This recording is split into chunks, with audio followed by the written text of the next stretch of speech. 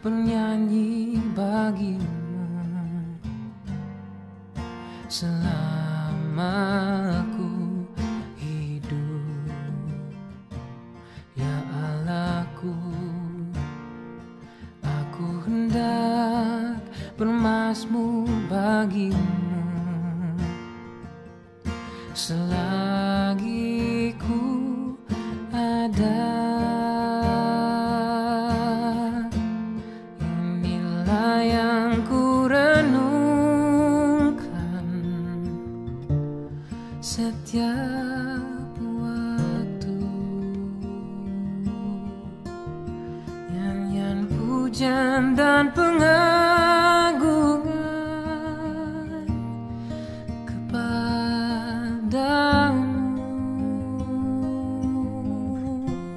Biarlah manis kau dengar, Tuhan, manis kau dengar, Tuhan, dan hatiku bersuka karena-Mu.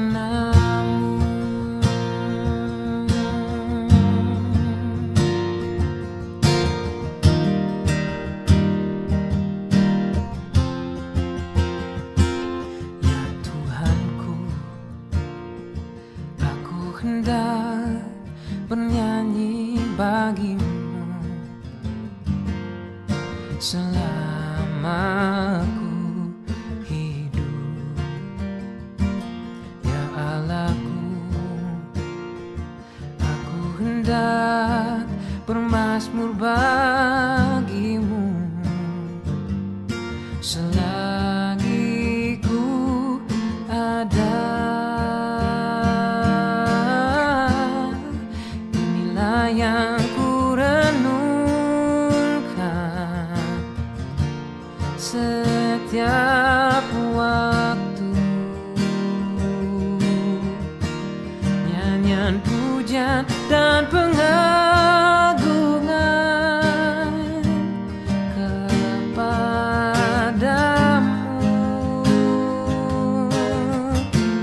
Biarlah manis kau dengar, Tuhan, manis kau dengar, Tuhan, dan hatiku bersuka karena-Mu. Inilah yang ku renungkan setiap waktu. Nyanyian pujian dan pengagungan kepadamu.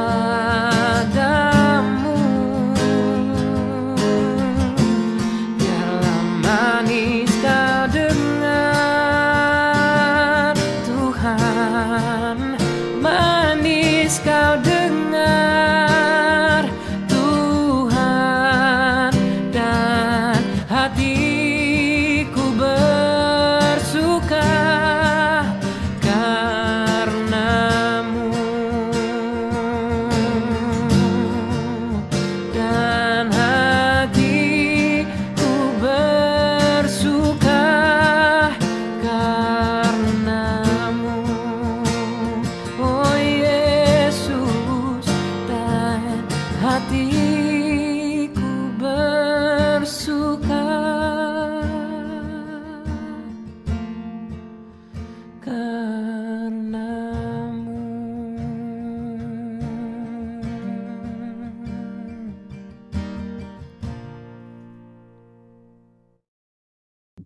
Mari bersama kita tundukkan kepala, kita berdoa. Tuhan, sungguh kami bersyukur pada malam hari ini kami dapat berkumpul bersama di rumah Tuhan. Meskipun di rumah kami masing-masing, kami percaya keberadaan kami adalah rumah doa, rumah tempat kami menyembah Tuhan, rumah tempat kami memuji kebesaran Tuhan. Maka meskipun kami bukan berada di gedung gereja, tapi biarlah tubuh kami yang adalah bait Roh Kudus sungguh-sungguh kami menghadap Tuhan dengan penuh ucapan syukur, dengan penuh rasa gentar. Karena Engkaulah yang ampunya tempat kediaman kudus ini. Maka itu pakailah kami Tuhan, terus isi kami dengan kebenaran Tuhan. Supaya kami tahu apa yang harus kami lakukan di dalam hidup kami. Sekarang kami akan bersama-sama merenungkan sebagian dari firman Tuhan. Kiranya Tuhan yang berkati dan Tuhan yang memimpin. Supaya kami bisa sungguh-sungguh belajar firman dan kami dipenuhi oleh firman Tuhan. Sehingga kami tahu bagaimana harus bertingkah laku, bagaimana harus bertutur kata, dan bagaimana kami harus berpikir sebagai umat Tuhan. Terima kasih Tuhan, berkatilah supaya tidak ada gangguan, baik itu listrik, baik itu jaringan internet. Dalam nama Tuhan Yesus kami berdoa. Amin. Bapak Ibu dikasih Tuhan, saya ajak kita membuka satu bagian firman Tuhan.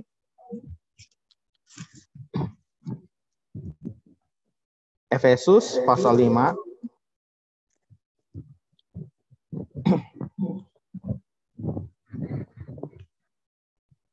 Efesus pasal 5 ayat 17 dan 18. Efesus pasal 5 ayat 17 dan 18. Sebab itu janganlah kamu bodoh, tetapi usahakanlah supaya kamu mengerti kehendak Tuhan. Dan janganlah kamu mabuk oleh anggur, karena anggur menimbulkan hawa nafsu. Tapi hendaklah kamu penuh dengan roh.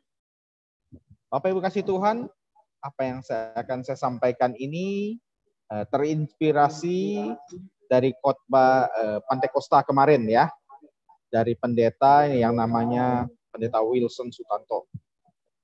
Bapak Ibu kasih Tuhan, apa yang menjadi perbedaan antara seorang pelari dengan kita kebanyakan? Apa sih bedanya gitu ya? Mengapa ada atlet-atlet lari yang begitu dahsyat? Ya, kita tahu mereka mampu berlari kencang. Ya, rekor 100 meter putra kalau nggak salah sekarang 9,7 sekian detik ya kalau nggak salah. Saya udah lama tidak mengikuti. Ya, 100 meter dia lari 9,7 detik. Kalau kita mungkin, kalau saya mungkin 25 detik kali ya untuk lari 100 meter. Dia bisa 9 detik. Nah, apa sih bedanya antara para atlet ini dengan saya lah, atau dengan kita semua? Sama-sama punya kaki. Sama-sama badannya begini kan. Maksudnya tangan 2, kaki 2, badan ya seperti biasa lah. Hidungnya juga normal ya, kecuali kalau mereka mungkin atlet paru-parunya ada 5. Nah, mungkin masuk akal lah, mereka bisa lari secepat itu.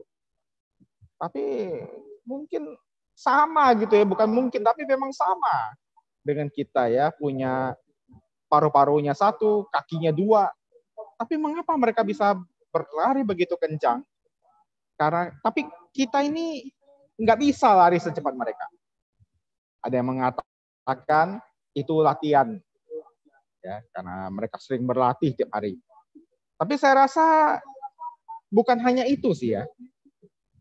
Ya, orang biasa latihan lari pun belum tentu memiliki kualitas seorang pelari. Ya, apalagi kalau kita yang nggak terlatih ini ya, biarpun lari dikejar anjing atau dikejar apa gitu, pasti kalah kita daripada atlet ini.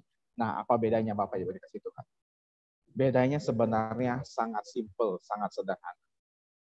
Kalau kita ini hanya memiliki kaki dan paru-paru. Kita hanya memiliki. Tetapi mereka, para atlet ini, mereka bukan hanya memiliki, tapi mereka dipenuhi ya, dengan keinginan, dengan ambisi, dengan semangat untuk bisa menghasilkan rekor lari yang terbaik. Nah, Bapak Ibu dikasih Tuhan, itu yang membedakan antara memiliki dengan hidup di dalamnya. Ayat firman Tuhan yang kita baca itu juga menggambarkan sesuatu tentang kita dengan Roh Kudus. Nah, kemarin minggu lalu kan kita belajar nih tentang Pantekosta, bagaimana Roh Kudus turun dan menghinggapi semua orang percaya, termasuk kita. Ya, intinya semua orang yang sudah percaya pada Yesus sebagai Tuhan dan Juru Selamat, kita semua memiliki, kita semua punya Roh Kudus di dalam diri kita. Ya, maka tadi saya berdoa, kita semua ini adalah rumah suci Tuhan. Kita semua rumah Tuhan. Jadi jangan lagi kita punya konsep yang namanya rumah Tuhan itu hanya gereja. Apalagi gereja GKI saja. Enggak. Ya, gereja GKI yang di Jalan Tanjung Datu ini fungsinya adalah untuk mengumpulkan kita semua. Tetapi bukan itu satu-satunya rumah Tuhan.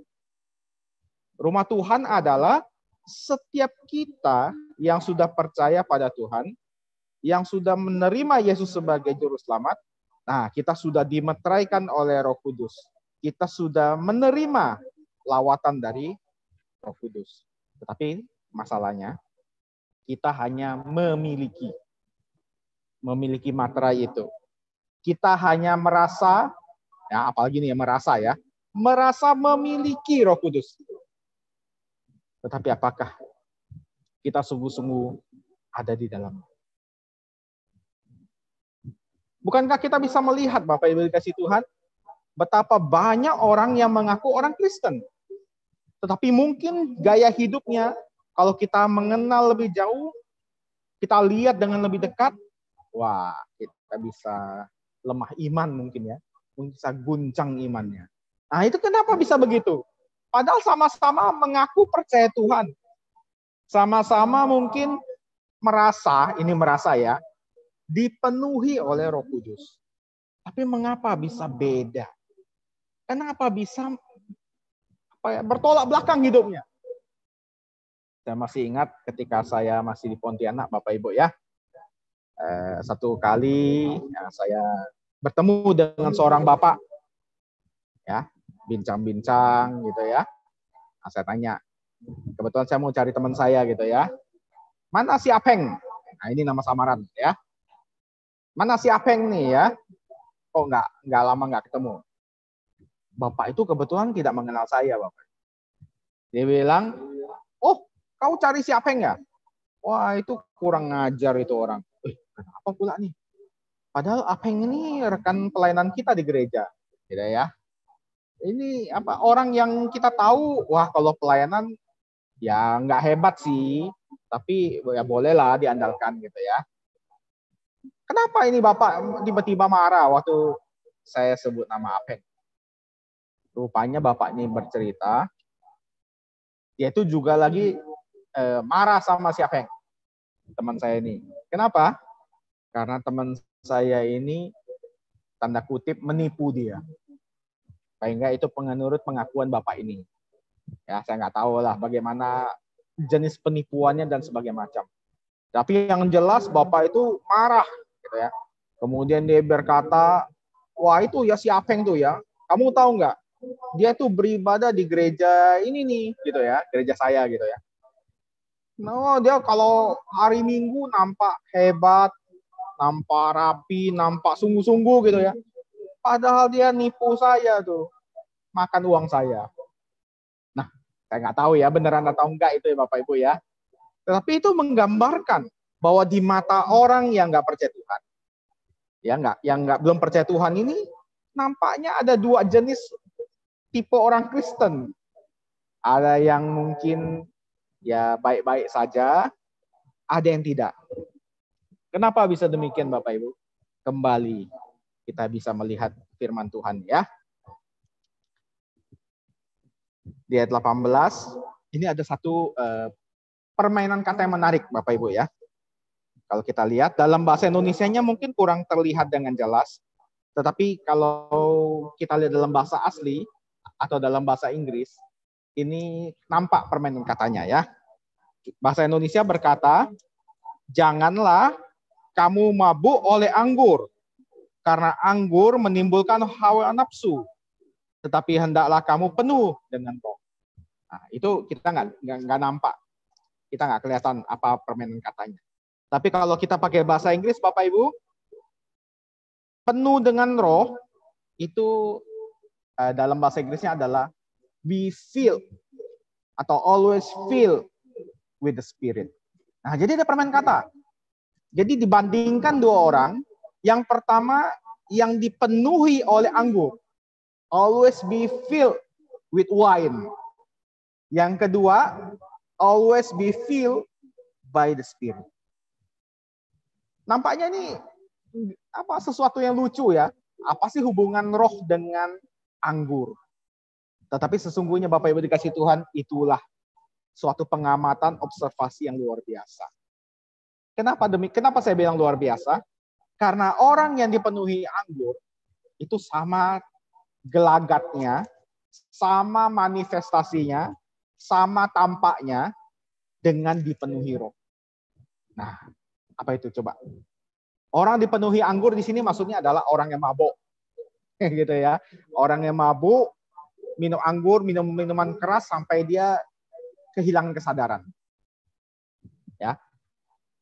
Tetapi orang yang dipenuhi roh, kalau benar-benar dipenuhi roh, maka dia juga, tanda kutip, itu juga sama seperti orang yang mungkin bahasa saya mabuk juga ya. Tetapi mabuk yang dipenuhi roh, bukan mabuk yang nggak tahu kesadaran diri, yang mungkin tingkah lakunya aneh-aneh, yang ngomongnya aneh-aneh, ya kayak orang mabuk anggur. Tetapi orang yang dipenuhi roh, itu dia dipenuhi dengan satu keinginan, dengan satu semangat untuk boleh menunjukkan roh yang ada pada diri. Jadi disitulah maboknya yang sama. Maboknya sama, tetapi manifestasi tampilannya beda. Seringkali orang Kristen banyak yang mabuk, maksud saya banyak yang manifestasinya seperti mabuk oleh anggur. Kenapa saya bilang begitu? Karena kelanjutannya dia bilang, anggur menimbulkan hawa nafsu. Nah, ini dia. Seringkali banyak orang Kristen seperti ini, bukan? Bahkan ketika dia dalam keadaannya bersama Tuhan, dalam hubungannya dengan Tuhan, dia memanfaatkan Tuhan untuk hawa nafsunya. Dia berperilaku mungkin hormat pada Tuhan, mungkin melayani Tuhan dengan sungguh-sungguh, mungkin punya keinginan untuk memberikan yang terbaik bagi Tuhan. Tapi bukan karena dipenuhi, tapi dia dipenuhi hawa nafsu. Maka seringkali kita melihat orang yang seperti ini, Bapak Ibu dikasih Tuhan, hari Minggu mungkin tampilannya, waduh, mungkin malaikat aja kalah. Sangat hebat, sangat suci, sangat, luar biasa lah. Tapi kalau hari-hari biasa, keluar tuh tanduk, cakar sama taringnya. Ya kan? Seperti kata Pak Ahok dulu, Senin sampai Sabtu menipu manusia, Minggu menipu Tuhan. Nah, kira-kira demikian gitu ya. Itu kata Pak Ahok, bukan kata saya ya. Bagi saya ya ada benarnya. Karena orang-orang seperti ini, dia itu melayani dan menunjukkan kesungguhan hatinya, bukan karena dia benar-benar dipenuhi roh. Bukan karena dia punya keinginan meluap-luap untuk melayani roh Tuhan. Tapi dia dipenuhi oleh anggur. Anggur hawa nafsu. Sehingga Tuhan pun dia mau kapitalisasi. Dia mau manfaatkan. Dia mau gunakan untuk kepentingan dirinya. Maka Bapak Ibu dikasih Tuhan, apakah orang-orang seperti ini kita bilang memiliki roh? Kita nggak tahu. Ya, karena kadang-kadang tuh ada orang Kristen yang sungguh-sungguh memang ada Roh Kudusnya, tapi dia memadamkan gerakan Roh Kudus, dia lebih mendengarkan mamon di dalam dirinya. Tapi bukan berarti dia nggak punya Roh Kudus, bukan. Ya, saya akan katakan dia itu baru merasa memiliki roh Tuhan di dalam diri. tetapi dia tidak hidup di dalam.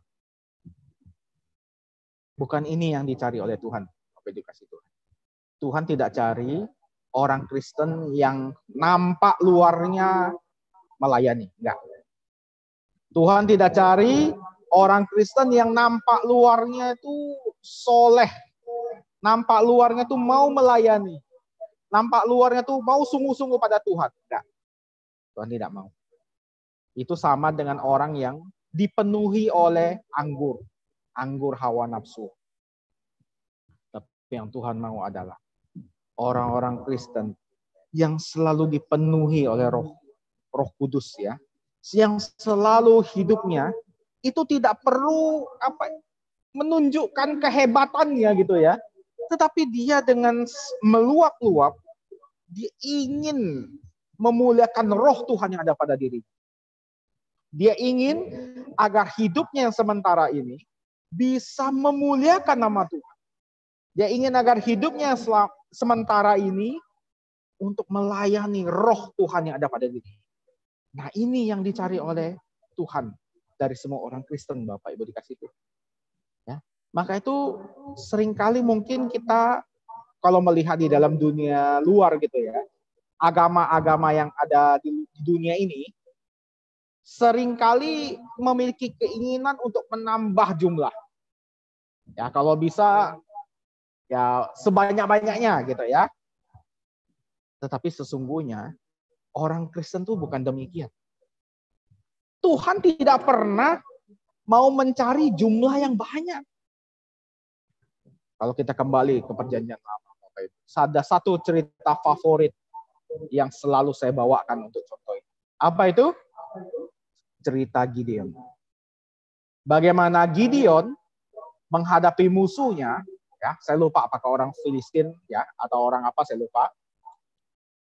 Dia hanya punya 32.000 orang yang siap perang. Tuhan bilang no. Kebanyakan. Pada lawannya tuh ratusan ribu Bapak Ibu ya. Kalau perang beneran, satu orang tuh harus bunuh 5 orang. Baru impas. Baru dia boleh mati. Tapi Tuhan bilang 32.000 kebanyakan. Sortir lagi. Jadi berapa? 10.000. Waduh. 10.000 lawan ratusan ribu. Gimana mau perang kayak gitu ya? Tuhan bilang no. Masih kebanyakan. Weh gila gitu. 10.000 pun masih kebanyakan. Padahal melawannya ratusan ribu. Nah, Tuhan suruh seleksi lagi. Ya. Berapa orang yang akhirnya keluar? 300. Itulah Tuhan kita. Dia tidak ingin jumlah besar, tetapi tidak dipenuhi oleh Roh. Tidak punya keinginan untuk memberikan yang terbaik bagi Roh Tuhan. Tidak punya keinginan yang meluap-luap untuk boleh memberikan seluruh hidupnya sebagai persembahan hidup yang kudus dan berkenan pada Allah. Dia nggak mau. Cukup sedikit. Tapi sedikit itu dipenuhi oleh Roh Kudus, yang sedikit itu punya keinginan untuk memberikan yang terbaik bagi Roh Tuhan. Nah, itu yang Tuhan berkati. Maka Bapak Ibu dikasih Tuhan, pada malam hari ini mari kita merenungkan. Selama ini kita jadi anak Tuhan. Saya percaya Bapak Ibu yang menonton atau mendengar SSK ini pasti Anda semua sudah sungguh-sungguh percaya Tuhan. Saya percaya itu. Anda memiliki Roh Kudus, materai Roh Kudus di dalam hati.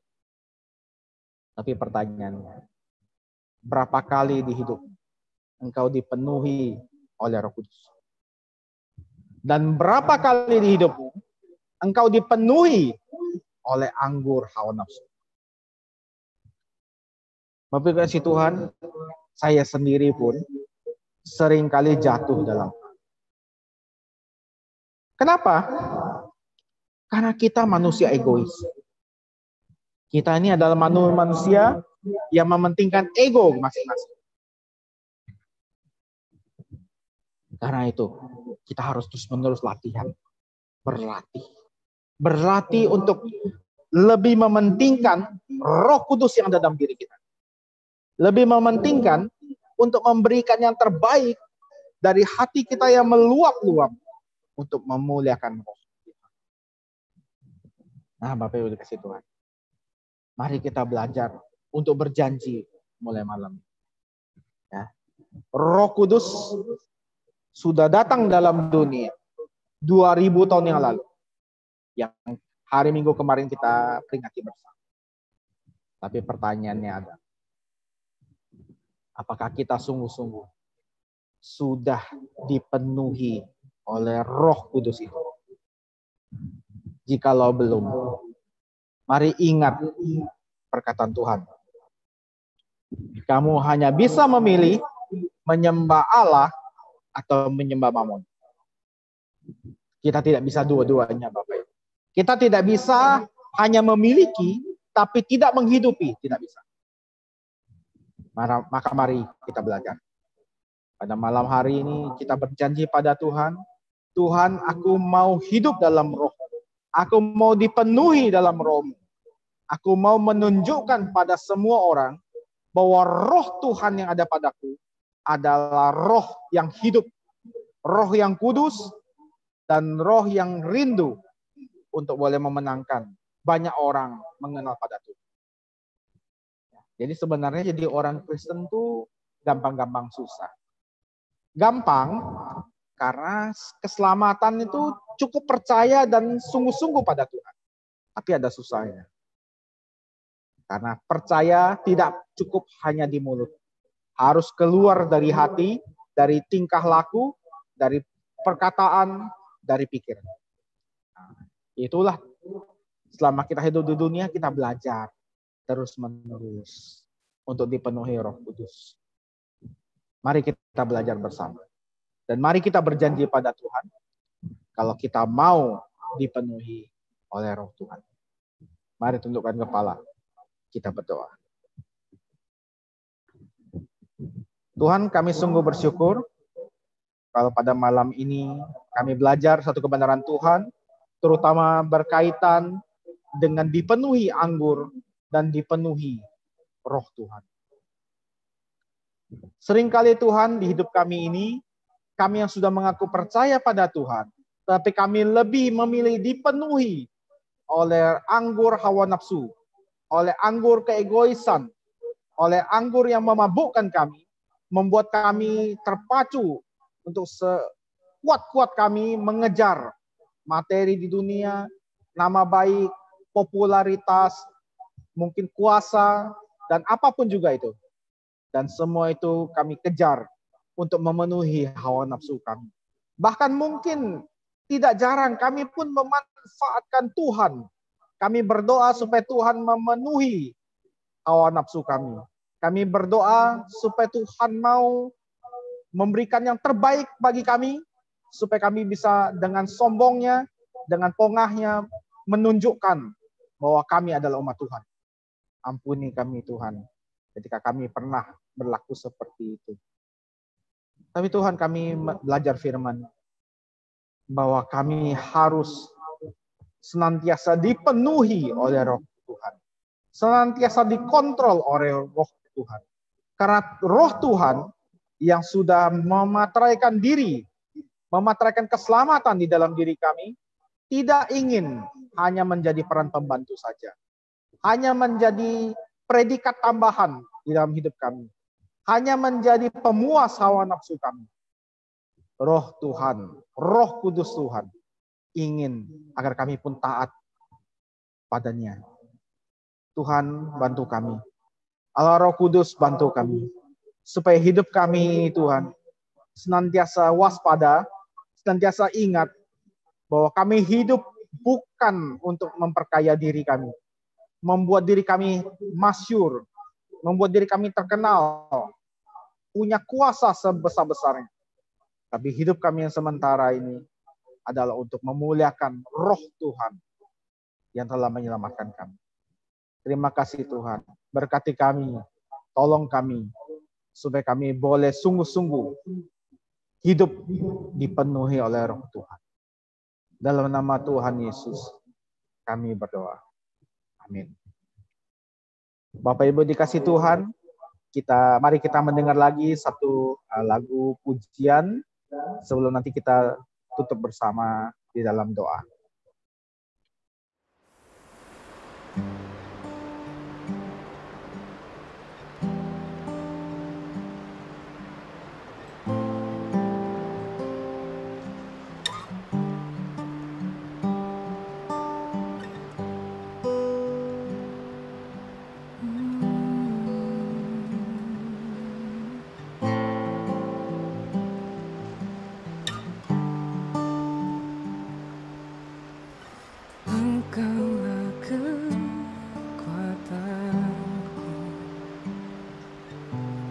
Tempat perlindunganku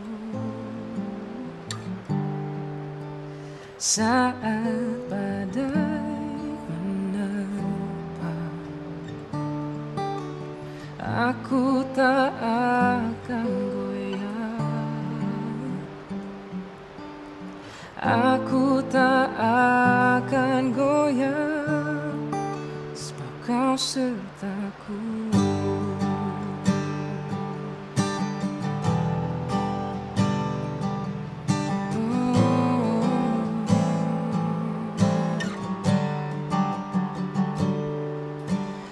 Engkaulah kekuatanku, tempat perlindunganku saat badai menerpa, aku tak akan goyah, aku tak akan goyah, sejauh langit dari bumi, begitu besarnya kasih-Mu, penuhi hati kami yang rindu menyembah-Mu. Yesus, sejauh langit dari bumi, begitu besarnya kasih-Mu. Kaulah Tuhan, kekuatanku, sukacitaku.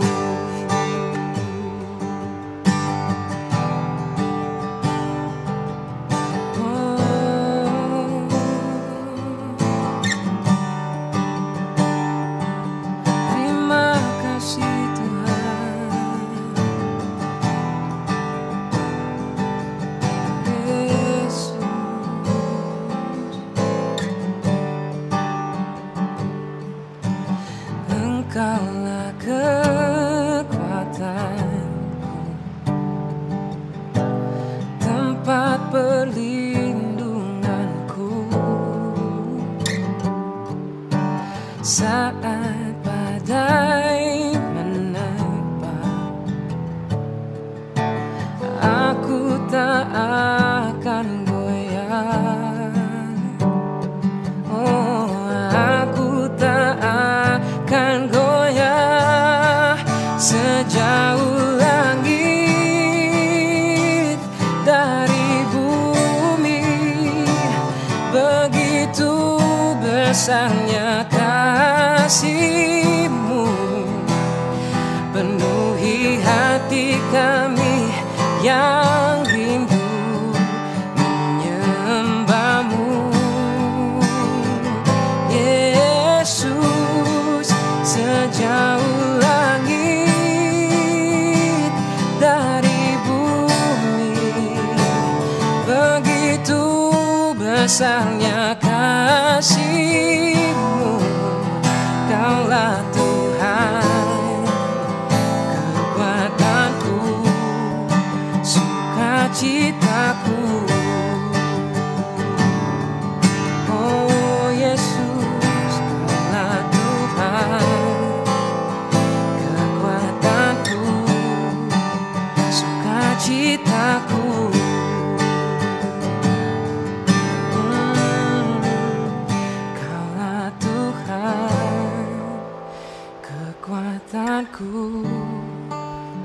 sukacitaku.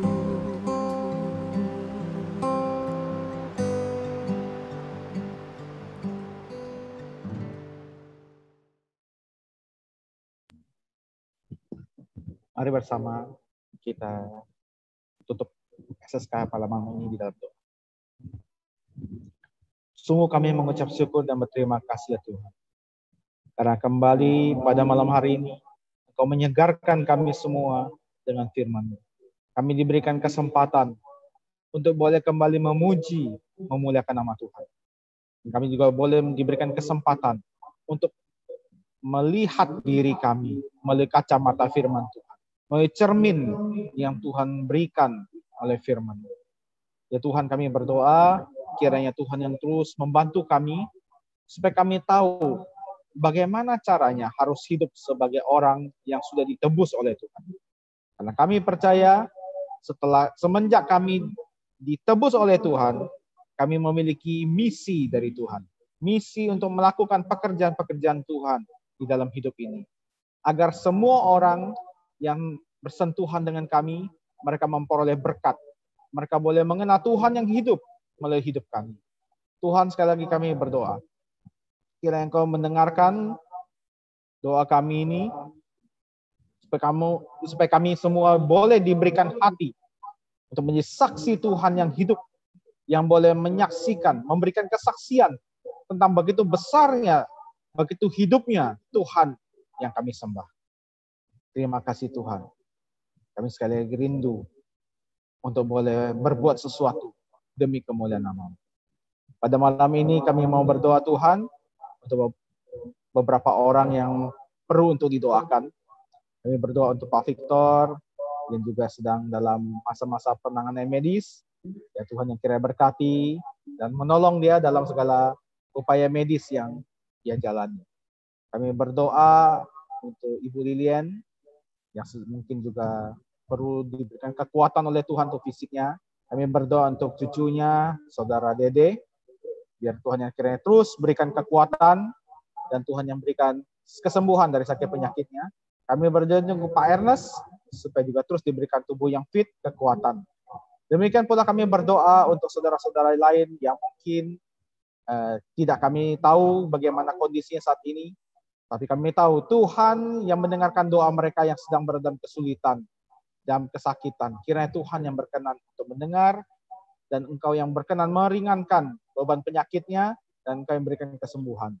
Demikian pula di antara kami jikalau ada yang masih bergumul di dalam pekerjaan dan usaha, karena pandemi yang luar biasa ini. Kiranya Tuhan yang sekali lagi mau berkenan menjamah, mencukupkan kebutuhan kami. Tuhan, kami berdoa untuk pandemi corona ini Tuhan. Karena kami membaca di berita bahwa ada varian-varian baru dari India yang masuk dan semakin menakutkan berita-berita ini. Tapi kami percaya Tuhan yang adalah Tuhan yang hidup, yang sanggup untuk mengalahkan segala kekuatan termasuk wabah penyakit.